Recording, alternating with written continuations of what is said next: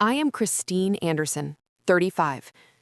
3 years ago, my grandfather left me his mountain cabin, my childhood safe haven.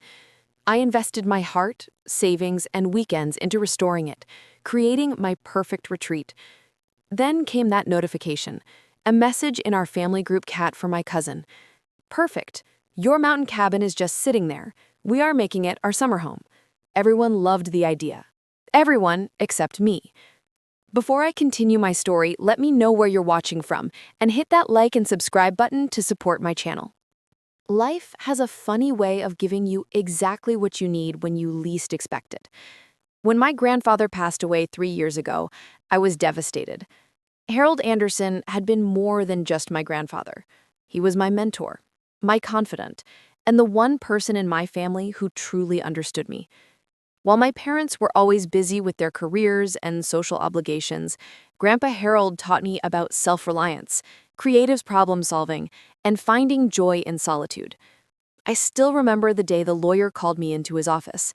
I sat there, still numb from the funeral, as he explained that Grandpa had left me his mountain cabin, not to my parents or his other children, but to me, his middle granddaughter. The cabin sat on 3 acres of land, nestled in the Blue Ridge Mountains, about 3 hours from my apartment in Charlotte. He was very specific, the lawyer explained. He wanted me to have the cabin because, and I quote, "Christine is the only one who will appreciate it for what it is, not what it could be worth." Those words meant everything to me. As a freelance graphic designer working remotely, I had the flexibility to use the cabin. But more importantly, I understood what my grandfather meant. That cabin represented freedom, creativity, and peace, not a real estate opportunity or vacation rental income. The cabin had been my safe haven throughout childhood. Whenever family tensions ran high or I needed escape from my parents' expectations, Grandpa would invite me up to the cabin for weekends.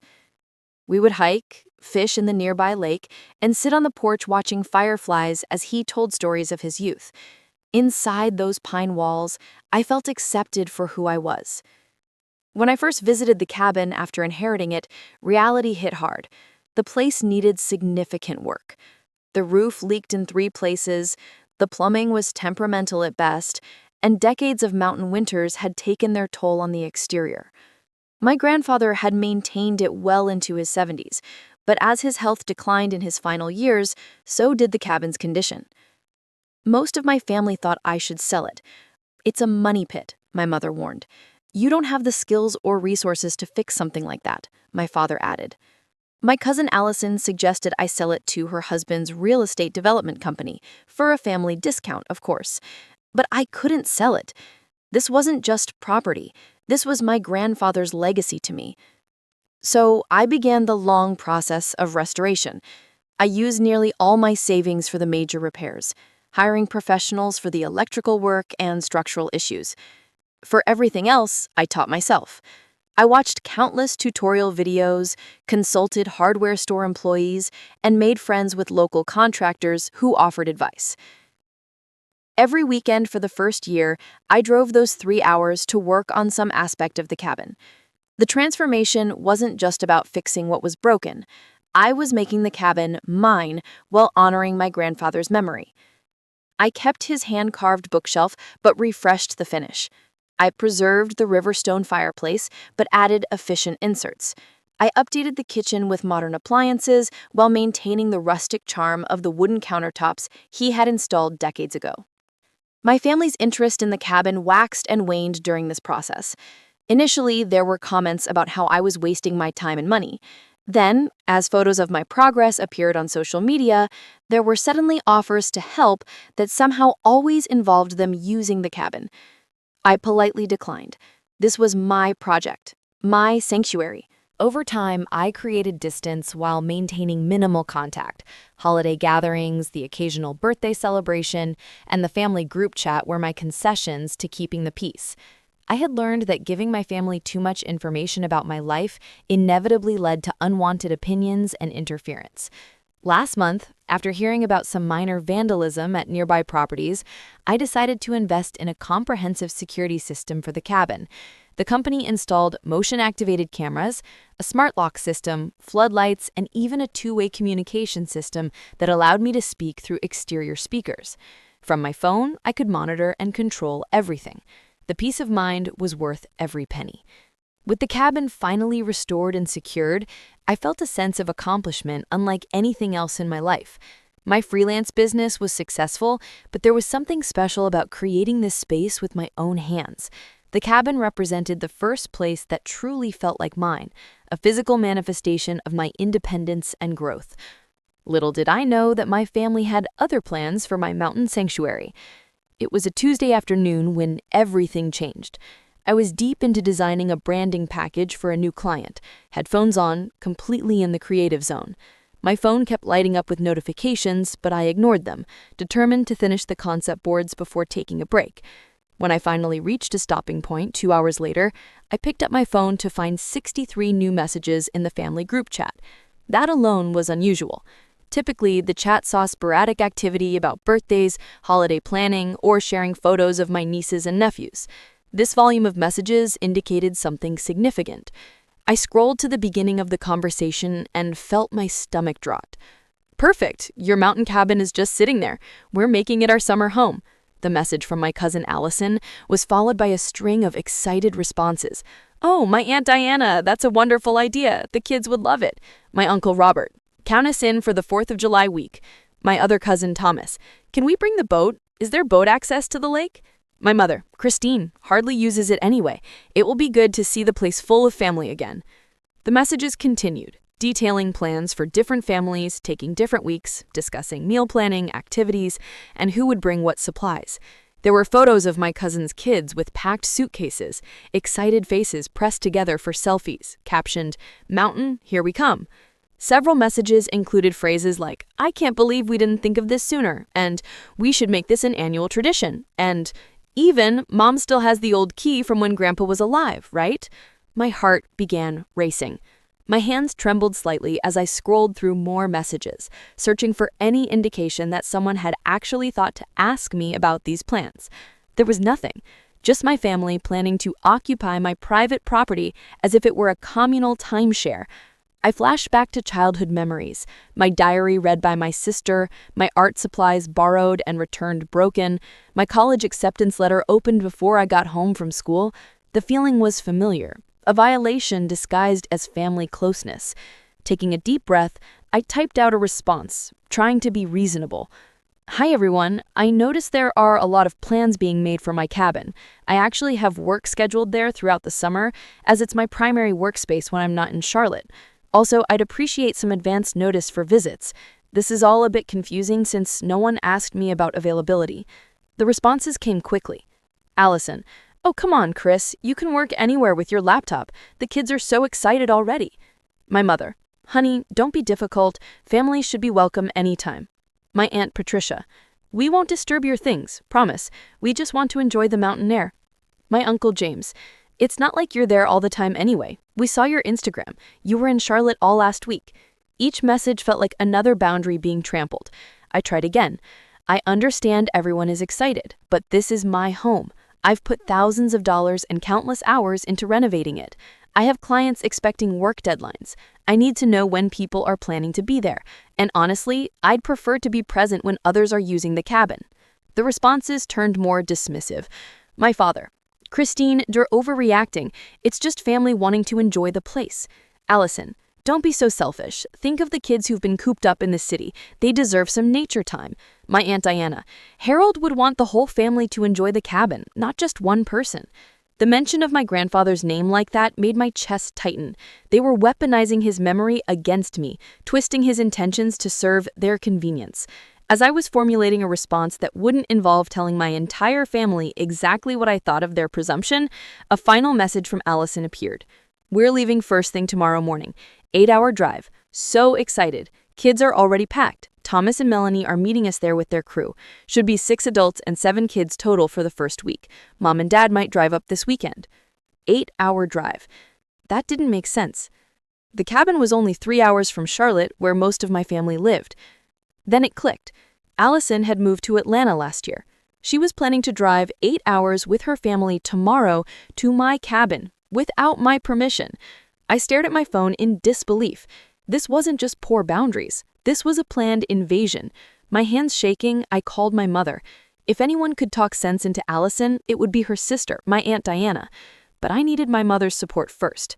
"Mom," I said when she answered, "this situation with the cabin is out of control. Allison is literally packing her car to drive to my property without my permission." There was a pause, then a sigh. "Christine, it's just for the summer. I don't see why you're making such a fuss." "Making a fuss, Mom?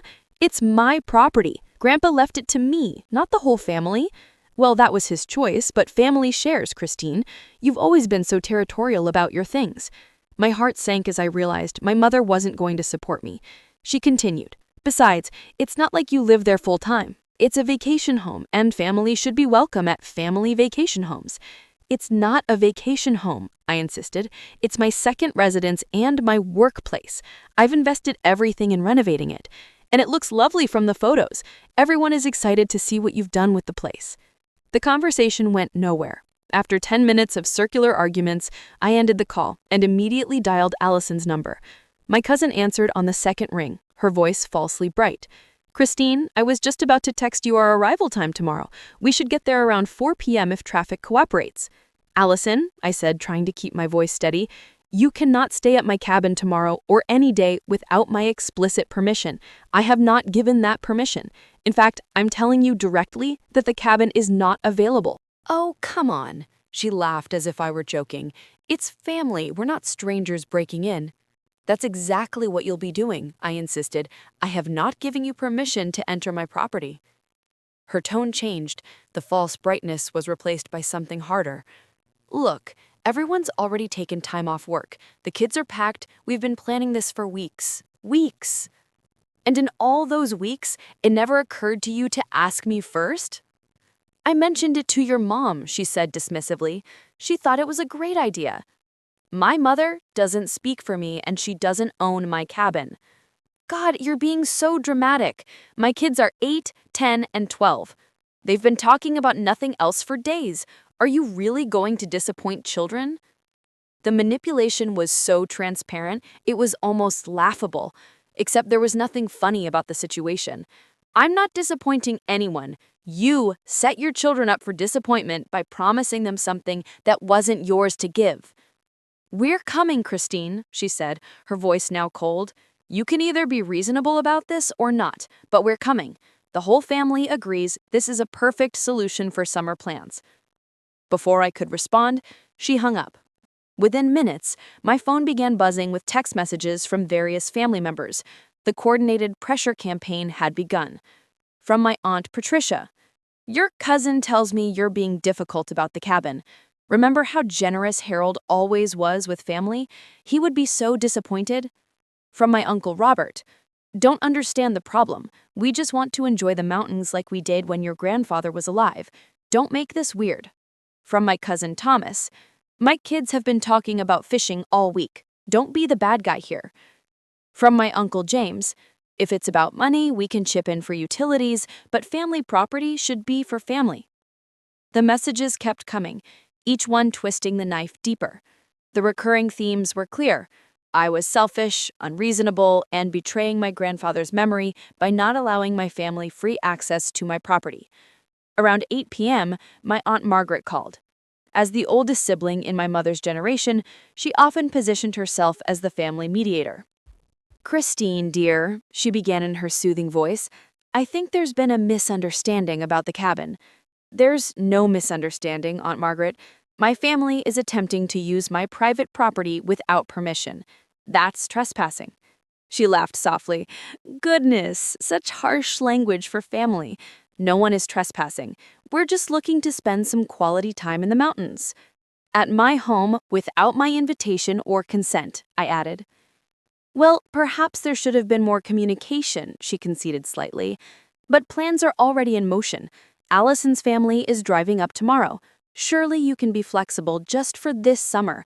Everyone is so looking forward to it." "I have installed a security system," I informed her. "No one will be able to enter without my authorization." There was a pause. "A security system? Don't you think that's a bit extreme for a family cabin?" Harold never locked the doors in all the years he owned it. Things change. There's been vandalism in the area. Well, she said, her voice cooling, I think you're overreacting to the whole situation. No one is going to damage your precious cabin. It's family, for goodness sake. After more fruitless back and forth, I ended the call. As I scrolled through additional messages from family members, I noticed something disturbing.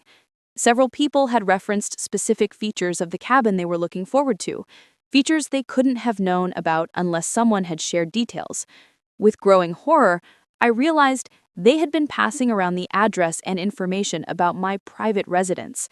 I sent a message to the family group. I want to be absolutely clear. The cabin is not available for family use this summer. I have not and will not give permission for anyone to enter the property. Please respect my boundaries and my property rights. The responses were immediate and hostile. Allison, too late. We're already packed and leaving at 5 a.m. If you're so concerned, drive up and join us. Otherwise, stop being dramatic. My mother, enough. This isn't like you. Why are you being so selfish? My father, your behavior is embarrassing. This isn't how we raised you. By midnight, I was physically ill from stress. My hands trembled, my stomach was in knots, I had a pounding headache. I took some pain relievers and tried to sleep, but spent most of the night staring at the ceiling, my mind racing with scenarios of how tomorrow might unfold. The last message I saw before attempting sleep was from Allison. We're all adults here. We'll take good care of the place. See you tomorrow, maybe. As I finally drifted into uneasy sleep around 4 a.m., one thing became clear. Reasoning with my family wasn't going to work. They had no intention of respecting my boundaries or my property rights. Tomorrow would require a different approach. The shrill notification from my phone jolted me awake at 9:30 a.m. I grabbed it from my nightstand, squinting at the screen. It was an alert from my cabin security system. Motion detected on the front path. My heart racing, I opened the app expecting to see a deer or perhaps a delivery person. Instead, I saw a car I didn't recognize pulling up my driveway. Before I could process this, my phone buzzed with a text message from Carl, my neighbor whose property bordered mine. Your family arriving with loads of luggage. Quite a crowd. Didn't know you were expecting company. Want me to help them get settled? I texted back quickly. Not expected, not invited. Do not help them get in. Call me. My phone rang seconds later. Christine, what's going on? Carl's voice was concerned. My family has decided to use my cabin for the summer, without asking me, I explained, my voice tight with stress. Well, they can't get in without a key, right? Carl asked. That's what I'm about to find out, I replied, switching to the security app. What I saw sent waves of panic through my body. 3 cars were now parked in my driveway. I counted 12 people, including children, running around the property. I recognized Allison directing people like a cruise director, pointing to where things should go. Her husband, Jason, was trying the front door handle, then checking under rocks near the porch, presumably looking for a key. My cousin Thomas and his wife Melanie were unloading coolers and suitcases. Their 3 children were chasing Allison's kids around the yard, already trampling the native plant garden I'd carefully cultivated along the side path.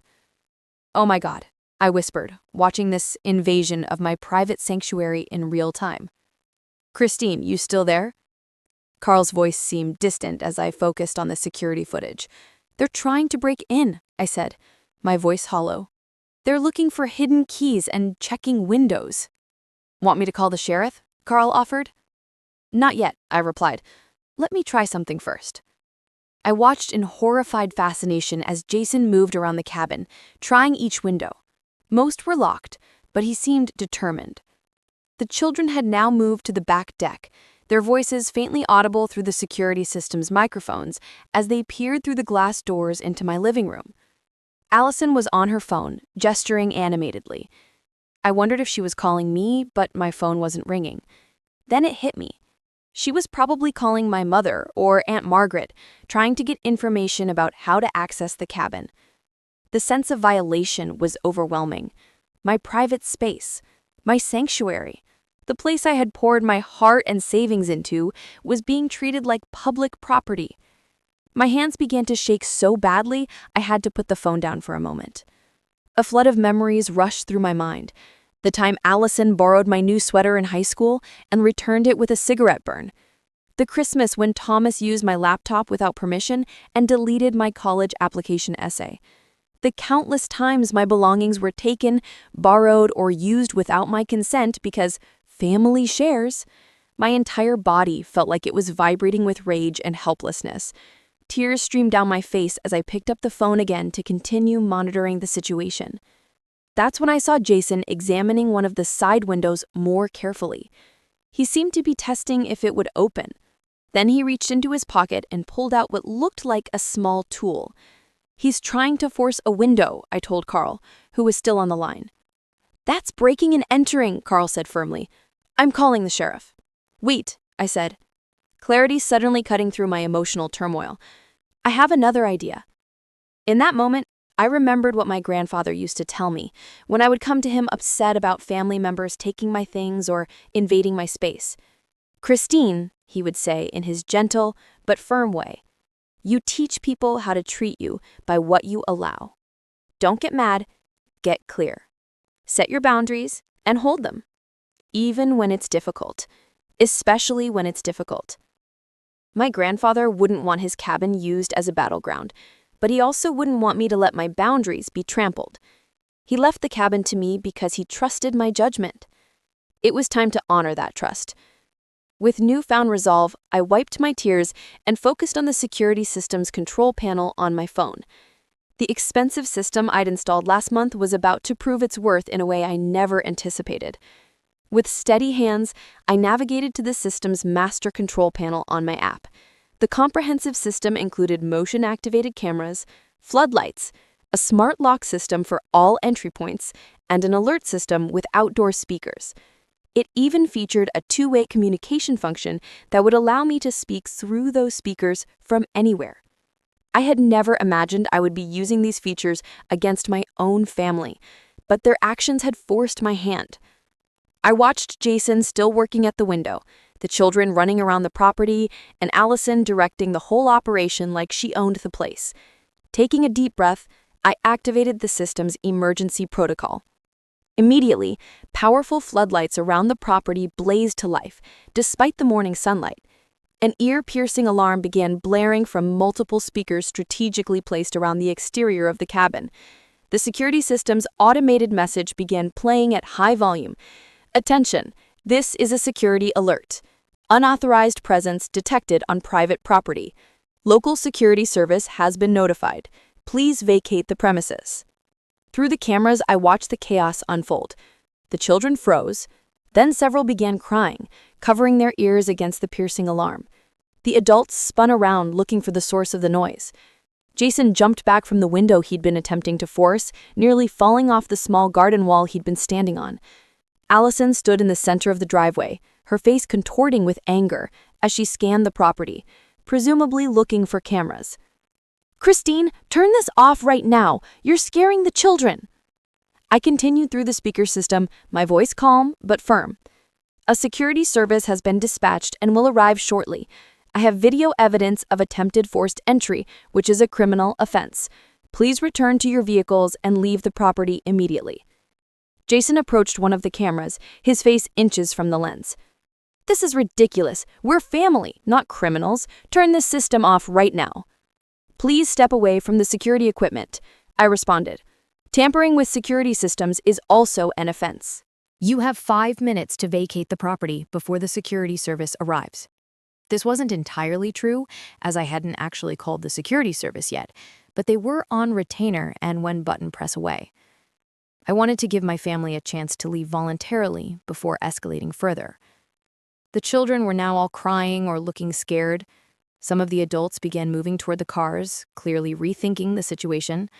But Allison stood her ground, phone in hand, furiously typing something. My own phone rang. It was Allison. I switched from the speaker system to take her call. "What the hell do you think you're doing?" she demanded, her voice shrill with indignation. "Protecting my property from trespassers," I replied calmly. "We are not trespassers. We're your family. Turn off these alarms right now. You're terrifying the children." The children wouldn't be terrified if you hadn't brought them to a property you had no permission to enter, I pointed out. The alarms will stop when you leave. You've completely overreacted, Allison spat. We were just trying to have a nice family summer. Now you've embarrassed all of us in front of the neighbors and traumatized the kids. I made it clear yesterday that my cabin was not available. You chose to ignore me and come anyway. These are the consequences of your actions, not mine. I'm going to call Mom, she threatened.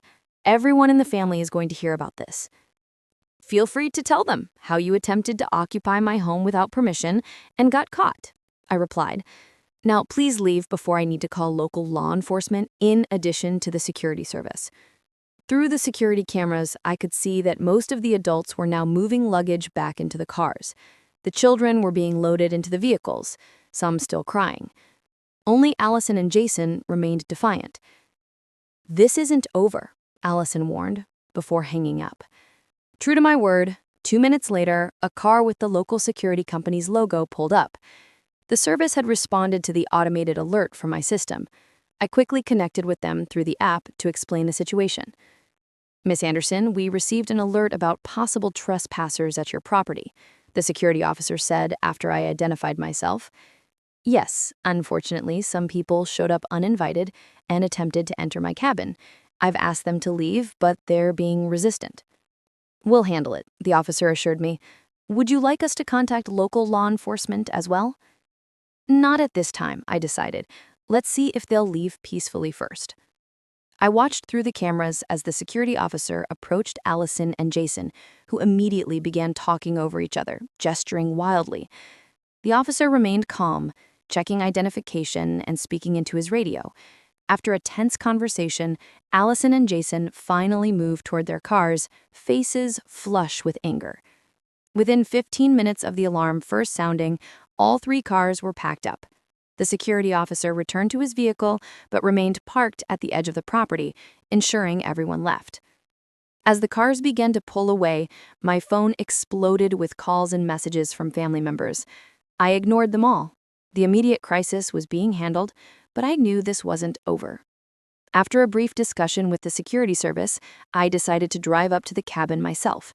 It was a 3-hour drive from Charlotte, but I needed to see the property in person and make sure there was no damage. More importantly, I needed to face this situation head-on. Running away had never been my grandfather's style, and it wouldn't be mine either. As I packed a bag and got in my car, I felt a complex mixture of emotions. The adrenaline that had carried me through the immediate confrontation was fading, leaving me shaky and exhausted. There was anxiety about the confrontation that might await me at the cabin, but underneath it all was a thread of fierce determination. For perhaps the first time in my life, I had stood up to my family's boundary violations in a way that couldn't be ignored or dismissed. The 3-hour drive gave me time to process my feelings and prepare for what might come next.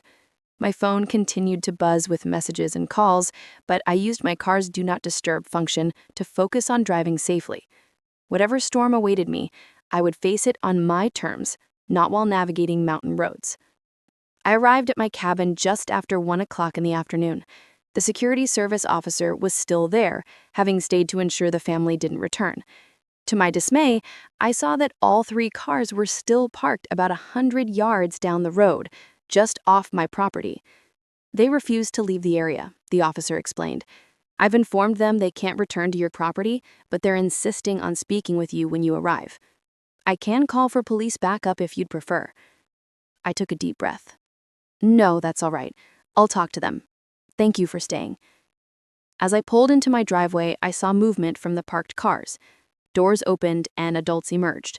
The children remained inside the vehicles, faces pressed against windows, watching. Allison, Jason, Thomas, and Melanie approached the edge of my property, stopping at the boundary marked by my rustic split-rail fence. Their expressions ranged from angry to uncomfortable to outright hostile. The security officer stood nearby as I exited my car and walked toward the group. The tension in the air was palpable. Christine, Allison began immediately, her voice tight with restrained fury. I can't believe you would embarrass us like this, calling security on your own family. What is wrong with you? I looked at her calmly. I told you clearly that you did not have permission to enter my property. You chose to ignore me and come anyway. It's a family cabin. No, it's my cabin. Grandpa left it to me, not to the family collectively. Thomas stepped forward.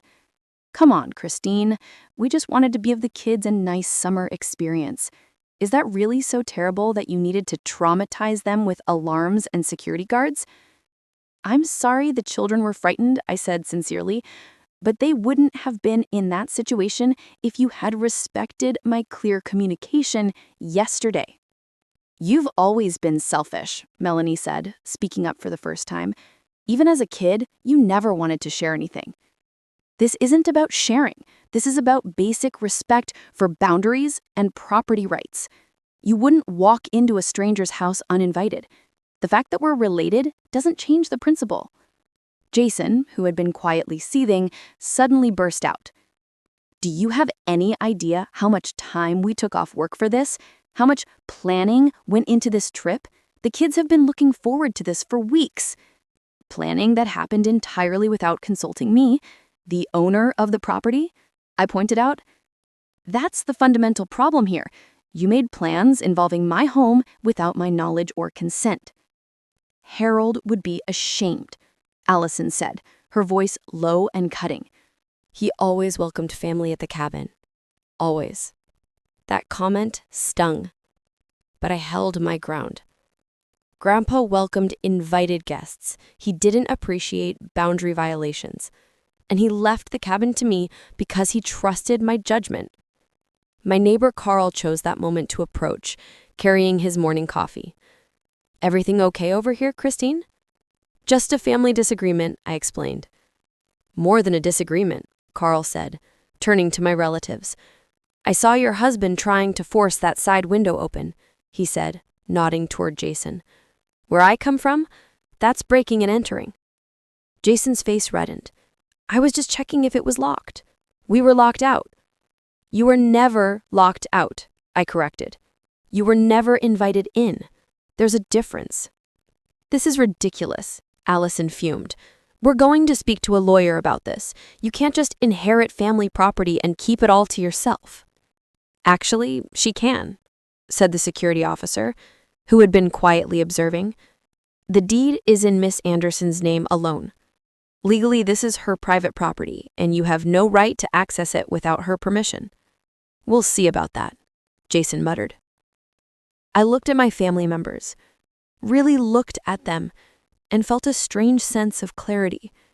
Their anger wasn't really about the cabin itself. It was about the disruption to the family dynamic. For years, I had been the one who gave in, who accommodated, who adjusted my boundaries to keep the peace. By standing firm now, I had upset the established order. I think it's time for you all to leave, I said firmly. I've made my position clear. The cabin is not available for family use without my explicit invitation. And what are we supposed to do now? Thomas demanded. We've taken time off work. The kids are expecting a vacation. That's not my responsibility, I replied. You created this situation by making plans involving my property without asking me. There are plenty of rental cabins in the area if you still want a mountain vacation, at peak season prices. That's just great, Melanie said sarcastically. I'm sorry your lack of planning has created difficulties for you, I said, but I'm not changing my position. Allison's face hardened. You'll regret this, Christine. When you need family support, don't come running to us. The threat hung in the air between us. Part of me wanted to point out that family support shouldn't be conditional on allowing boundary violations, but I recognized that further discussion would be pointless. I think we're done here, I said instead. Please leave. For a moment, Allison looked like she might say something else, but Jason put a hand on her arm. Let's go. This isn't worth it. The adults turned and walked back to their cars. Through the windows, I could see the disappointed faces of the children watching the drama unfold. That was the hardest part, knowing the kids were caught in the middle of adult conflict. But I also knew that allowing my boundaries to be violated wasn't the solution. The drive back to Atlanta would be long and tense for those families. Part of me felt guilty about the children's disappointment, but a stronger part recognized that their parents had created this situation, not me. As the cars finally pulled away, the security officer approached. "Would you like me to stay longer, Miss Anderson? We can arrange extended monitoring if you're concerned about them returning." "No, that won't be necessary," I said, suddenly feeling exhausted. "I think they've gotten the message." After thanking the officer and saying goodbye to Carl, I finally entered my cabin. Everything was as I had left it, untouched by the invasion attempt. The familiar scent of pine and the quiet creaking of the wooden floors welcomed me home. I sank into my grandfather's old armchair, the one piece I had kept exactly as it was, and felt the emotional weight of the day crash over me. Relief that my sanctuary remained intact, pride in standing my ground, sadness that it had come to this with my family, anxiety about the fallout that would surely follow. My phone showed 23 missed calls and over 50 unread messages. Most were from family members, their tones ranging from confused to concerned to outright hostile. My mother had called 7 times alone. I put the phone down without responding to anyone. Those conversations could wait. For now, I needed time to process what had happened and find my center again. As evening fell, I sat on the porch with a cup of tea, watching the fireflies emerge, just as I had done with my grandfather years ago. The mountains were cast in purple shadow, the air cooling with that particular fresh scent that always made this place feel magical. "You did good, kiddo," I could almost hear my grandfather say. "Standing up for yourself isn't selfish, it's necessary." In the quiet of the mountain evenings, surrounded by the sanctuary I had created, I began to find peace with my decision. The cabin was still mine. My boundaries had been maintained, even if it cost me some family goodwill. Some prices were worth paying. The weeks following what I now call the invasion attempt were challenging. The family group chat fell silent after an initial explosion of messages accusing me of everything from mental instability to criminal behavior. My mother left tearful voicemails about how I had humiliated my cousins and traumatized my nieces and nephews. My father sent a terse email expressing his disappointment in my selfish and immature behavior. I responded to none of it. Instead, I stayed at the cabin for 2 weeks, working remotely and giving myself space to process what had happened. The silence was healing. Each day without family drama felt like a weight lifting from my shoulders that I hadn't even realized I was carrying. Gradually, individual messages began trickling in from various family members. My younger sister Emily, who had been notably absent from the cabin scheme, reached out first. "That sounds intense. For what it's worth, I think they were totally out of line. Grandpa left you the cabin for a reason. Love you." Her simple support meant more than she could know. My cousin Marcus, another family outlier who lived in California and rarely participated in family events, sent a brief message. "Heard about the cabin situation. Respect for standing your ground. They'll get over it." Even my Uncle David, my father's brother, who had always been the quiet one at family gatherings, surprised me with a thoughtful email. "Christine, while I don't approve of how things escalated with the security system, I want you to know I understand why you felt backed into a corner.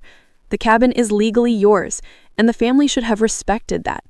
Give everyone time to cool down. These things have a way of settling themselves." These small gestures of understanding helped, but they couldn't erase the larger pattern of boundary violations that had characterized my family relationships for years. After returning to Charlotte, I made an appointment with a therapist who specialized in family dynamics. Dr. Lawson helped me see the patterns more clearly. "What you're describing is a family system that doesn't respect individual boundaries," she explained in our second session. "Your grandfather seems to have recognized this dynamic, which may be why he left you the cabin directly rather than making it family property." "Everyone keeps saying I'm selfish for not sharing," I told her. "There's a difference between generosity and allowing yourself to be taken advantage of." She replied, "Healthy relationships require mutual respect. From what you've described, your family expects you to accommodate their wishes without extending the same consideration to you." Over the following months, Dr. Lawson helped me develop strategies for maintaining boundaries without unnecessary conflict. We worked through my feelings of guilt and the deep-seated belief that standing up for myself was somehow wrong or selfish. During this time, I also discovered an online community of people with similar experiences. Through a forum dedicated to family relationship challenges, I shared my story anonymously and received an outpouring of support and understanding. My siblings tried to claim our father's house after he left it to me. One user wrote, "Standing firm was the hardest thing I've ever done, but it was the right decision. 3 years later, 2 of them have actually apologized." Another person shared, "Family entitlement is real. You're not crazy for wanting control over your own property. The fact that they attempted to enter without permission says everything about the dynamic." Reading these stories from strangers who understood exactly what I was experiencing provided validation I hadn't realized I needed. I wasn't alone in this struggle, and I wasn't wrong to protect what was mine. As summer turned to fall, I continued my healing process by reclaiming my relationship with the cabin itself. I completed several renovation projects. I had been planning to paint the kitchen cabinets a cheerful blue that my grandfather would have called impractical but pretty. I replaced the old deck furniture with pieces I had carefully selected to reflect my own taste, rather than maintaining the status quo. Each change, no matter how small, felt like a declaration. This is mine, not the family's. Mine to change, mine to preserve, mine to share. Only when and with whom I choose. The isolation I had initially feared after the confrontation never fully materialized. Instead, I found myself developing genuine friendships with my cabin neighbors. Carl and his wife Diane invited me for dinner, introducing me to other nearby property owners who respected boundaries and understood the concept of invitation. "We've all had family members who think our vacation homes are their vacation homes," laughed Joanna, who owned a cabin about a mile away. "That's why most of us don't share our door codes anymore." These new connections were refreshing. Unlike my family relationships, they were built on mutual respect and genuine interest, rather than obligation and history. When I invited a small group over for a cookout on my new deck, the joy of hosting on my own terms was revelatory. These people were there because I wanted them to be, and they had accepted because they wanted to come. No manipulation, no guilt, no expectations beyond a pleasant evening. The contrast with my family's entitled approach couldn't have been starker. By Thanksgiving, the family tensions had cooled somewhat. My mother called to discuss holiday plans without mentioning the cabin incident directly.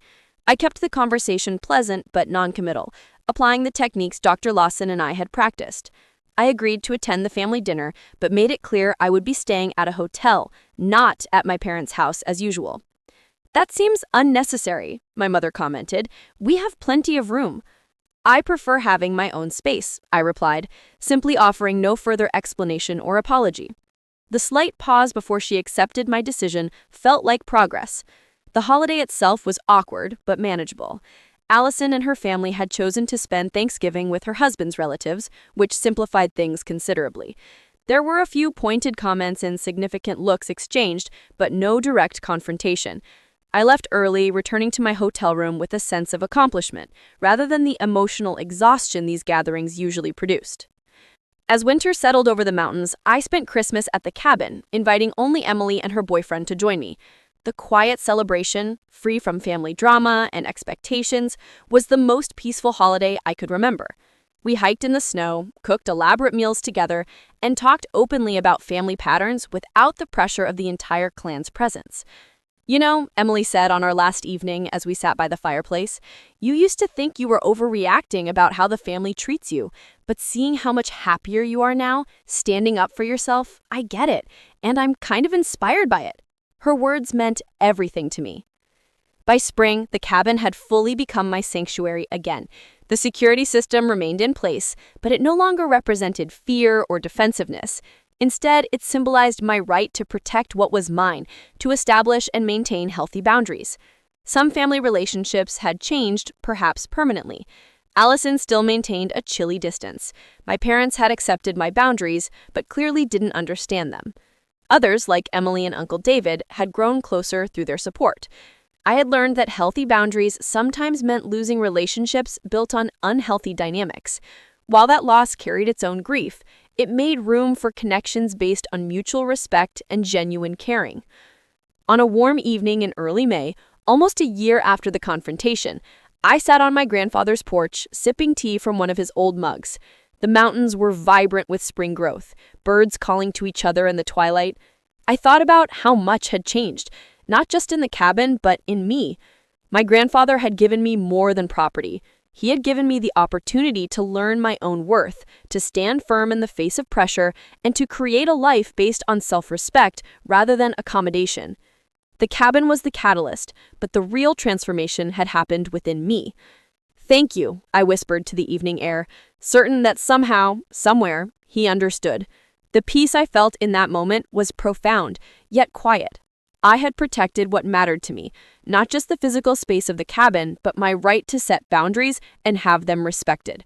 The relationships that remained in my life were healthier for it, and I was stronger. As night fell over the mountains, I made a silent promise to myself and to my grandfather's memory. I would continue to honor both the cabin and myself by maintaining those boundaries, not with anger or defensiveness, but with the quiet confidence of someone who knows her own worth. Have you ever had to stand up to family members who didn't respect your boundaries? Share your experience in the comments below. If this story resonated with you, please hit the like button and subscribe to hear more stories about maintaining healthy boundaries in difficult relationships. Thank you for listening to my journey. And remember that protecting your peace is never selfish. It's necessary for your well-being. I hope you find the courage to stand firm in your own life, just as my grandfather always taught me.